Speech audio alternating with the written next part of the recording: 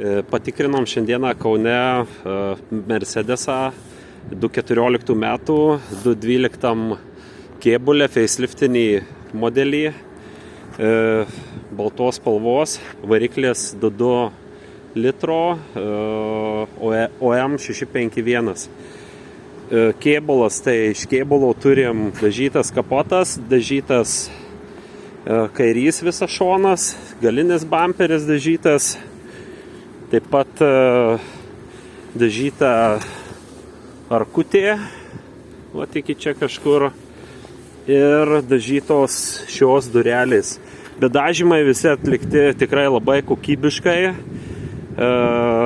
glaisto sluoksnio praktiškai nėra ant vienų durelių, atradau labai minimalų sluoksnį, praktiškai tik tai pagruntuota, yra sušveista ir perdažyta.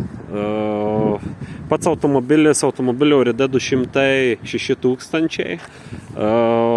pilna servizo istorija, yra tiek elektroninėje sistemoje, patikrinau, matėm, kad viskas atitinka Mercedes-Benz duomenų bazė, tiek gyvai prisijungus su Mercedes Star diagnostika. Padangos praktiškai naujos, 24 metų Royalai, priekiniai diskai stabdžių turi kantelį, kaladės tokios kaip ir į pabaigą būtų jau, galiniai diskai praktiškai apynaujai,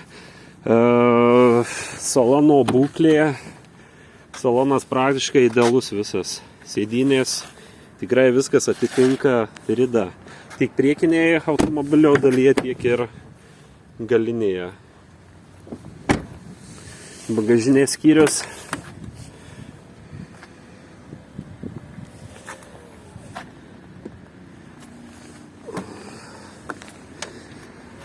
Pats variklis dirba labai gražiai, dėžė dirba taip pat puikiai, jungia švelniai pavaras, atlikom bandomąjį važiavimą, kritinių defektų praktiškai jokių neradom.